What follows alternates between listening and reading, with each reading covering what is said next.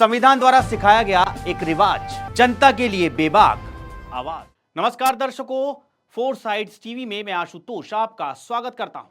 आज हम फिर हाजिर हैं एक खास कार्यक्रम लेकर आपके लिए। आज का मुद्दा दिल्ली चुनाव पर होगा। अगले महीने दिल्ली में चुनाव है। तीनों पार्टियां दोस्तों दमखम से लगी हुई हैं। बीजेपी, कांग्रेस और आप, ये तीनों पार्टियां जमकर दिल्ली में लगी हुई हैं तैयारियों में। किसी भी तरह से ये तीनों ही पार्टियां दिल्ली का रण जीतना चाहती हैं। तो दोस्तों एक तरफ तो लेकिन लग रहा है कि आप इस बार भी सरकार बना सकती है, ये एक अनुमान है दोस्तों। मतलब लग रहा है, तो एक तरफ तो लग रहा है कि आप, और दूसरी तरफ देखकर लग रहा है सब कुछ साफ। कांग्रेस का तो सुपड़ा ही साफ होने के अंदेशे हैं और बीजेपी को और संघर्ष करना पड़ रहा है। अभी अभी बीजेपी को पूर्वांचल वाला मुद्दा भी मिल गया है, जिसको लेकर बीजेपी ने मार्च निकाला है। लेकिन दोस्तों इन सब के बीच मुद्दा यह है कि कभी दिल्ली में कांग्रेस की तूती बोलती थी, लेकिन आज कांग्रेस अलग थलग हो गई है, क्योंकि इंडिया गठबंधन के कई प्रमुख दलों ने आपका समर्थन किया है, चाहे वो टीएमसी हो, सपा हो या उद्धव ठाकरे हो।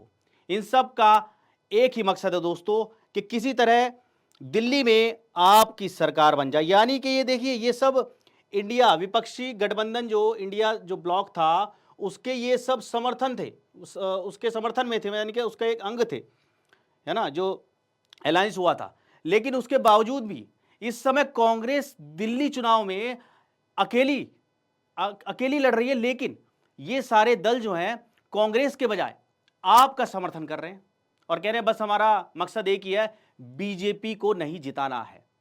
तो कहने का मतलब है, चाहे वो उद्धव ठाकरे हों, अभी तेजस्वी यादव ने भी एक बयान दिया है, उन्होंने भी आपके समर्थन की बात कही है, ये कहा है कि आप ही जीतनी चाहिए। उधर आदित्य ठाकरे, उन्होंने भी कहा है कि आपने अच्छा काम किया, हम आपको जिताना चाहते हैं। जबकि एक देखने वाली बात यह है कि अगर आप जो है और किसी उसमें चले जाए राज्य में, तो कांग्रेस के साथ मिलकर इन क्षेत्रीय पार्टियों ने चुनाव लड़ा है। लेकिन यहां दिल्ली में कांग्रेस अकेली हो चुकी है और सिर्फ आप पर सबका ध्यान है। तो इन सब के बीच दोस्तों कांग्रेस पड़ गई अकेली। इंडिया गठबंधन में कांग्रेस ने ही इन सब का नेतृत्व किया था, लेकिन दिल्ली चुनाव में कांग्रेस को समर्थन देने वाले दल फिलहाल तो आपका समर्थन करते नजर आ रहे हैं दोस्तों। बताते चले कि दिल्ली विधानसभा चुनाव में आम आदमी पार्टी और कांग्रेस अलग अलग चुनाव लड़ रहे हैं, जबकि दोनों ही दल इंडिया गठबंधन का हिस्सा है। यहां पर अब कांग्रेस अलग थलग पड़ी नजर आ रही है, क्योंकि इंडिया गठबंधन से जुड़े हुए तमाम महत्वपूर्ण राजनीतिक दल यहां पर कांग्रेस नहीं बल्कि आम आदमी पार्टी के साथ खड़े हुए नजर आ रहे हैं।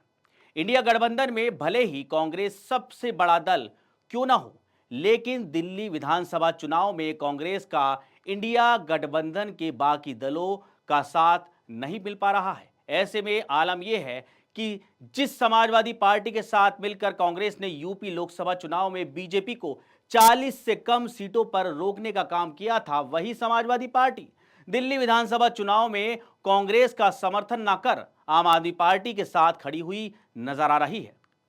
इतना ही नहीं, लोकसभा चुनाव और हाल ही में संपन्न हुए महाराष्ट्र विधानसभा चुनाव में कांग्रेस और उद्धव ठाकरे की पार्टी ने एक साथ मिलकर चुनाव लड़ा था, लेकिन उद्धव ठाकरे की पार्टी दिल्ली विधानसभा चुनाव के दौरान कांग्रेस के साथ नहीं बल्कि आम आदमी पार्टी का समर्थन करते हुए दिख रही है। तो दोस्तों कहने का मतलब यह है कि आपको हर जगह से रिस्पांस अच्छा मिल रहा है।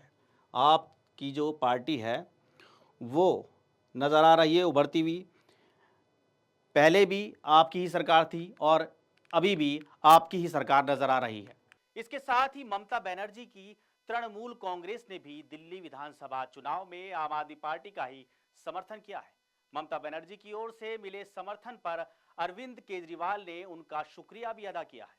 इस बीच अरविंद केजरीवाल ने सीधे तौर पर कांग्रेस पर भी हमला करते हुए यहां तक कह दिया कि कांग्रेस दिल्ली में बीजेपी के साथ मिली हुई है और दोनों ही पार्टियों का लक्ष्य है आम आदमी पार्टी को हराना। बताइए, ये तो हद ही हो गई दर्शकों।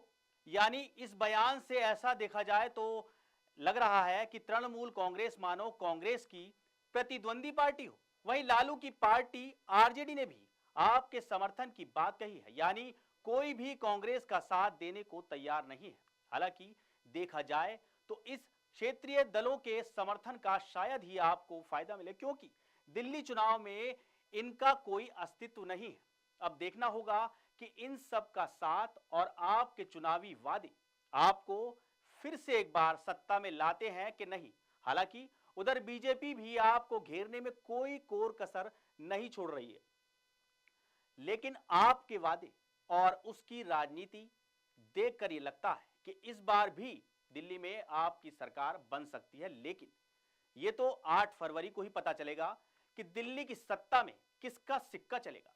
दर्शकों, हम आपको ऐसे ही खबरों से रूबरू कराते रहेंगे और खबरों को बारीकी से आपको बताते रहेंगे ताकि हमारी जानकारी आपको जागरूक कर सके।